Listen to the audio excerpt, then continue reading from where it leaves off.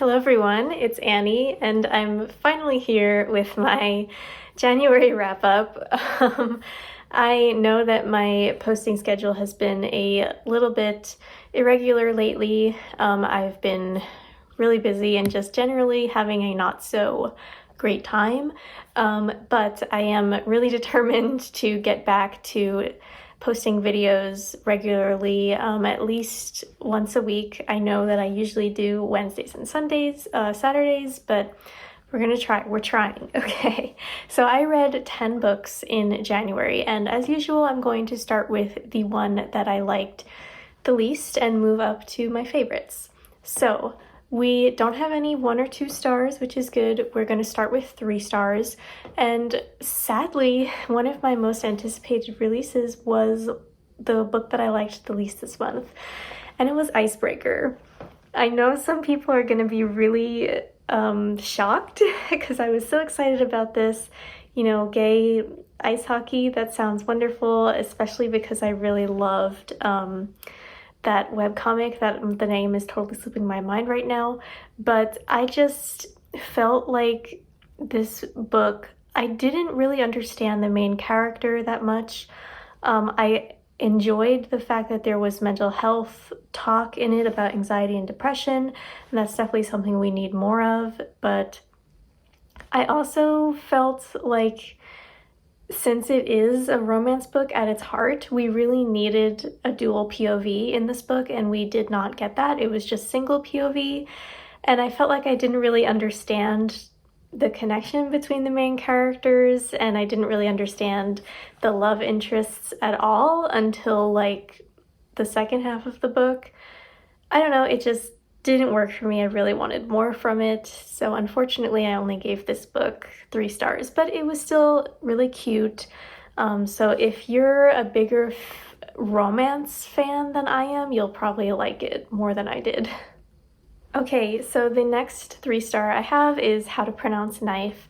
I am also really disappointed that I only gave this 3 stars because this was another book that I had been really hyped to read, and it just, I don't know, some of the stories were really good. This is a short story collection. Some of them were amazing, but others just fell really flat. There was one story about like a 70-year-old woman getting together with like a 20-year-old guy, and it was just, it didn't work for me. But there were some stories in here that were really worth it. That's why I rated it a 3. It really ranged in, not quality per se, but it ranged in how much the stories impacted you. Like there was one that dealt with a girl who was working at a factory or something, and all of the other girls would get nose jobs and she wasn't, and there was like her musings about that. It was interesting. There are some other interesting stories in here. The title story also is probably the strongest one, which is probably why it's the title. So I do recommend checking this out if you're interested in short story collections, especially from like an immigrant stories point of view. But yeah, it fell a little bit short, unfortunately. And then we have another one of my most anticipated releases. This is a 3.5. Was The Red Palace by June Her. I don't know, I was disappointed. I should have known it. Like, this is nothing to do with the book. It's my fault, honestly. I should have realized that this wasn't going to be my cup of tea as much as like The Forest of Stolen Girls was, which was June Her's sophomore release. But this was a historical romance, like a mystery romance, and it just felt like the romance kind of took away from the mystery of it all. And I really did like the main character. June Her is a master at writing really interesting, strong female main characters in historical Korea. Like, that is amazing, and I still really love her works. I will continue to read every book that she puts out because she's an amazing writer, and I will read all of her books no matter what. But this one, just for my personal taste, did not fit. But the writing was beautiful as always, and the story was really well written. So I do highly recommend it if you're looking for a good historical mystery romance. So now we're getting into the 4 stars. I have The Midnight Girls here, which I was really anticipating again. This was released in December of last year, so it's still a pretty new release. I really enjoyed this a lot. There were a lot of things that I loved about it, but there were some things that I really didn't. The thing that I loved the most, which is why it gets a 4 stars from me, was the two main characters, and that's what the romance centers on. I loved the setting of it. It is set in like a Polish-inspired fantasy world, and it's really lush and really magical winter wonderland type of setting, and I really, really enjoyed that, and it made me... It was just a perfect book to read during the winter time, honestly. It was really, really evocative and just a really great setting. I loved the magic, and I did love that these two girls are kind of evil. Like, they're totally monsters, and they just accept that, and they literally rip hearts out of princes' bodies, like physically, and eat them. And I thought that was really cool, like just very unapologetically bad female characters, and also really unapologetically sapphic. Like, that wasn't an issue at all. I really enjoyed that. The things that were a problem for me was that there was a side character who, the way that she was dealt with really bothered me a lot. She's like friends with one of the main characters, and the whole situation was just kind of icky for me. Yeah, and the writing was just, honestly, was just okay. Yeah, but I really did enjoy this. I know that sounds a bit harsh, but I did really enjoy it, and I'm looking forward to reading more from this author. And then I read Upright Women Wanted by Sarah Gailey. This is a novella.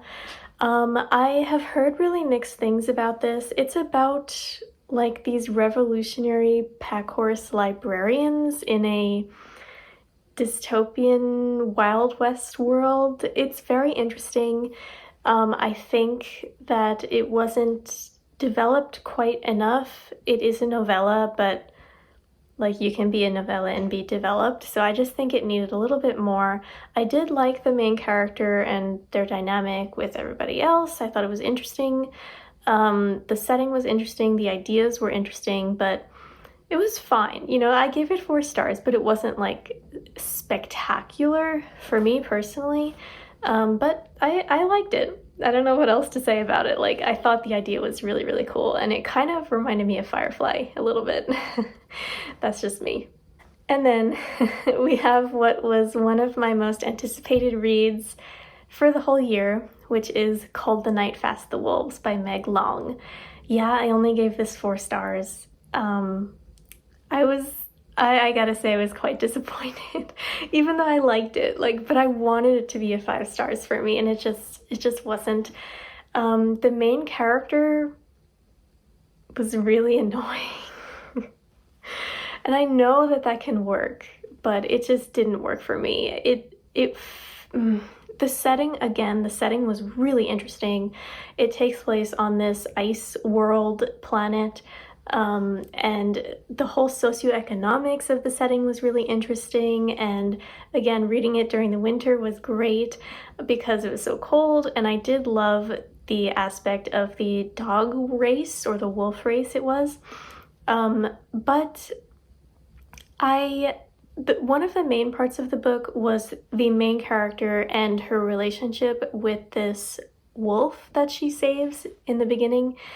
And I just felt like that wasn't developed enough. And instead, all of these side characters were given page time that really did not need to be there. I felt like they took away from something really interesting that could have been explored, but it wasn't.